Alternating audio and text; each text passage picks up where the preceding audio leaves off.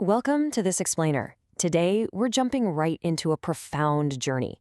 It's a modern quest, really, to save ancient wisdom from the relentless ravages of time.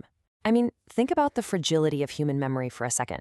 For thousands of years, our absolute deepest philosophical truths were passed down directly from guru to disciple.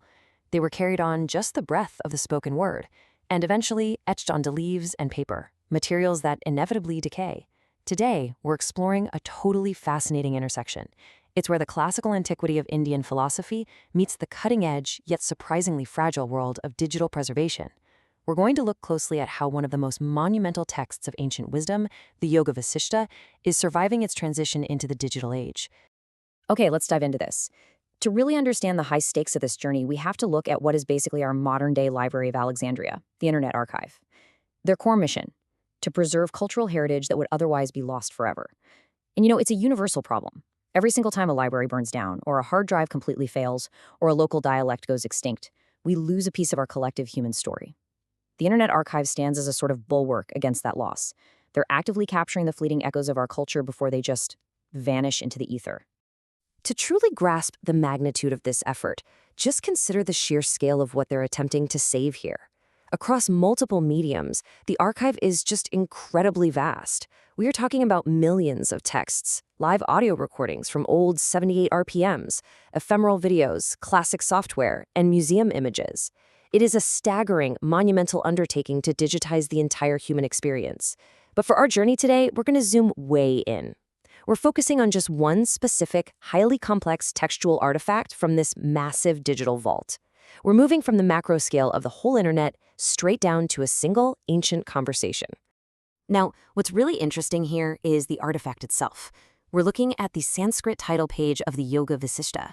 Specifically, this is a digitization of the famous Gita Press Gorakhpur edition. When you look at this, you aren't just looking at scanned ink on paper. You're looking at a digital portal straight back into classical antiquity. This specific scan acts as our anchor today. It represents a direct bridge between the glowing server farms of the 21st century and the ancient forests of India, where sages literally pondered the very nature of reality. As we translate the contents of this archive, we immediately encounter the attribution to Adikavi Srimad Valmiki, the very first poet. You see, the Yoga Vasistha isn't just some dry book of rules. It's a massive, intricately woven narrative. At its absolute core, it documents a profound dialogue. It's between the young Lord Rama, who is actually going through a deep existential crisis about the fleeting nature of happiness and the reality of suffering, and the great sage Vashishtha. Through this incredible dialogue, the text acts as a crucial gateway to our ancient philosophical roots. It explores the ultimate nature of existence, time, and consciousness itself. So let's break down a few of the core concepts that this digital archive is trying to keep alive for us. The very first foundational concept we absolutely must decode from the text is Atma, or the soul. In the teachings that sage Vashishtha imparts to Rama, the Atma is the inner self. It is the ultimate baseline reality of an individual, entirely distinct from the physical body, the senses, and even the mind. Think of it like a modern master passing down a secret to a student. As a digital archivist sifting through these ancient files, finding the concept of Atma is kind of like finding a glowing ember in the ashes. It's the profound assertion that beneath all the fleeting illusions of our daily lives, and actually beneath the digital screens we stare at all day, there is an eternal, unchanging observer. Right, so if Atma is that individual spark, then Brahma is the infinite fire. Vasistha teaches that Brahma is the ultimate reality. It's the supreme, eternal truth that literally encompasses all of space, time, and the multidimensional universe. The profound realization that the text guides Ram toward is that the Atma and Brahma are inextricably linked. The individual soul and the universal reality, they are exactly one and the same. It is a staggeringly vast concept of cosmic unity, perfectly preserved right here within these scanned pages. So the crucial point is this: if we are fundamentally connected to this ultimate perfect reality, why on earth do we suffer? Well, the text introduces the concept of avidya, or ignorance. And this isn't just a lack of data or missing facts. It's a fundamental misunderstanding of reality itself. It is the illusion, the maya, that binds individuals to this endless, exhausting cycle of fleeting happiness, inevitable suffering, and worldly existence. Sage Vasistha teaches Ram that overcoming avidya through intense inquiry and deep understanding is the one and only true path to salvation and liberation from the cycle. But wow, here is where our digital archaeology journey takes a dramatic turn. Just notice the stark contrast here. For centuries, this profound wisdom was preserved through absolutely flawless master-to-disciple lineages, precise oral traditions, and perfect Sanskrit pronunciation. But on the other side, we have our incredibly fragile digital reality.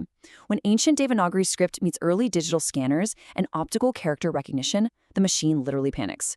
The beautiful Sanskrit is mangled into this chaotic string of mathematical symbols, dollar signs, and pure gibberish. It's kind of ironic, really, a computer trying to interpret ultimate enlightenment and just spitting out currency symbols. And this brilliantly illustrates the modern digital archivist's ultimate challenge, because preserving complex, non-Western cultural heritage isn't just some passive act where you scan a few pages and walk away. It is an active, ongoing struggle. When the machine reads profound ancient philosophy and spits back integral symbols and digital noise, human beings have to step in. We have to decode the gibberish, correct the encodings, and make sure that the translation of ancient wisdom into the language of computers is actually accurate. If we don't do that work, the wisdom is effectively lost forever in the digital void. Yet, here's the incredible part. Despite all that digital corruption, when you painstakingly decode the text, particularly focusing on sections like Canto 13, the signal totally makes it through the noise. You start finding these surviving glimpses of incredible wisdom. I'm talking about profound discourses on the equality of life and space, incredibly detailed breakdowns of the mechanics of Maya and illusion, totally mind-bending multidimensional theories of consciousness, and direct instructions on achieving the bliss of Samahi, which is that ultimate state of meditative absorption. The profound philosophical remnants of renunciation and time, they still echo so powerfully right through the archive. Which brings us to a question I want to leave directly with you. As we've just seen, the act of saving our history is fraught with massive technological and linguistic hurdles. It takes immense, active effort to ensure that the wisdom of the past isn't just stored somewhere on a server, but is actually readable and understood by the future. So, think about your own life. Think about your own ancestry. What piece of your cultural heritage, whether it's a story, a specific philosophy, a language, or even a song, would you want preserved for 1,000 years? And perhaps more importantly, what are you doing right now to make sure it survives the translation into tomorrow? Thank you so much for exploring the archive with me today.